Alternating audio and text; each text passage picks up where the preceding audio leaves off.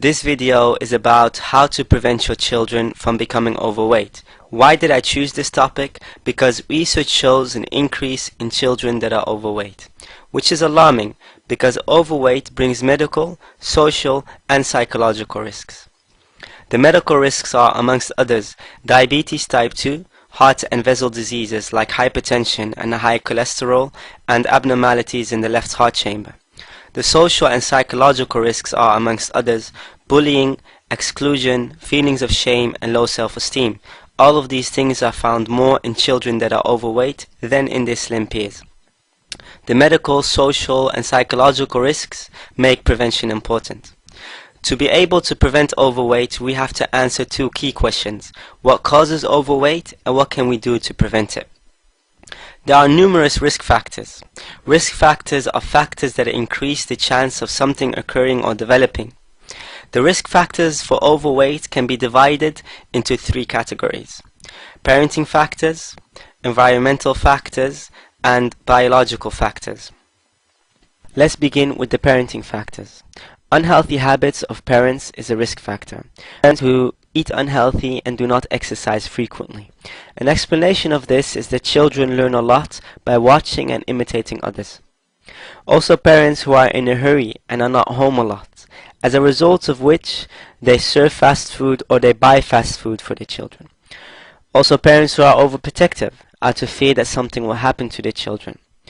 This causes them to prohibit their children from playing outside and from exercising inside of the home.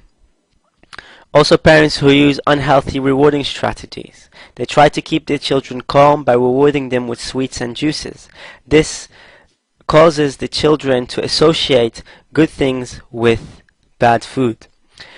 Parents who do not know what kind of food is healthy and what kind of food is unhealthy also forms a risk factor, because this causes them to serve unhealthy food a lot. Then let's go to the environmental factors. A lack of facilities in the neighborhood is a risk factor.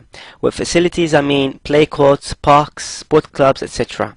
The reason for this is that this increases the chance of children staying home and seeking entertainment from the TV and video games. Watching TV and playing video games is negatively associated with overweight. This is because children who watch TV a lot and play a lot of video games usually tend to eat more unhealthy food like crisps, etc. Also, commercials form a risk factor.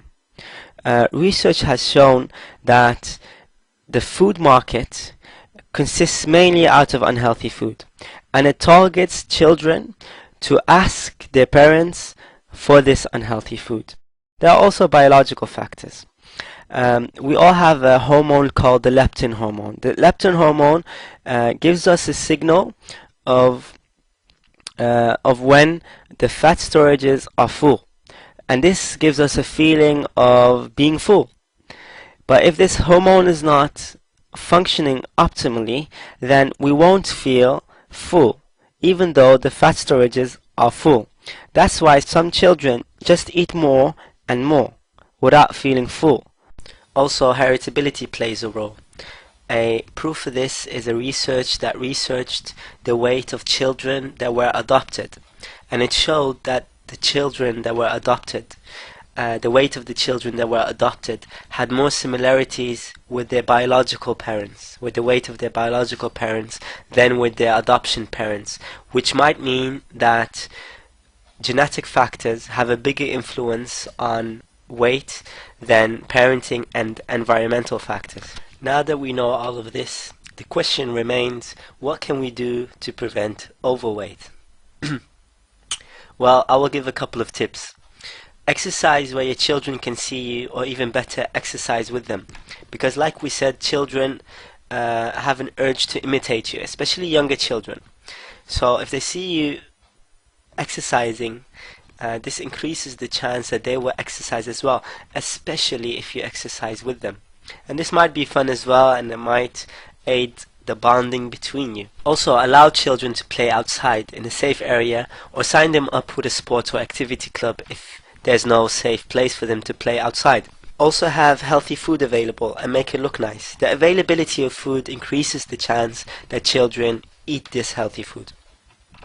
And with making it look nice, I mean decorate it in a nice plate, decorate it in a nice way. You see, the most disgusting things are made to appear nice, like cigarettes and like alcohol.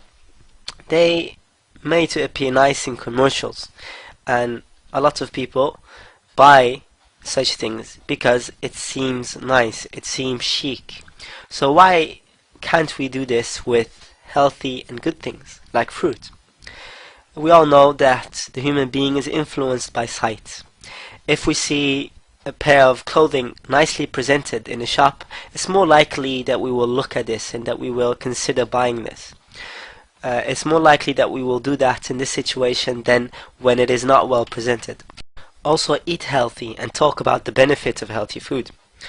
Eating healthy increases the chance that your children will eat healthy, because children imitate parents and others consciously and unconsciously. And talking about the benefit of food can increase the chance that children eat healthy food, because they understand that this is good for them, so this might motivate them. Also, let your children help you with preparing healthy food.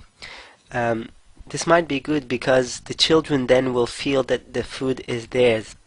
And if they feel that the food is theirs, then they might be more motivated to eat this food. Also, make sure your children wake up in time for breakfast and encourage eating breakfast. Because children who do not eat breakfast might feel hungry when they go to school. And when they feel hungry when they go to school, then the chance is bigger that they will eat crisps and candy during the afternoon. This chance is made smaller when they have a good and healthy breakfast.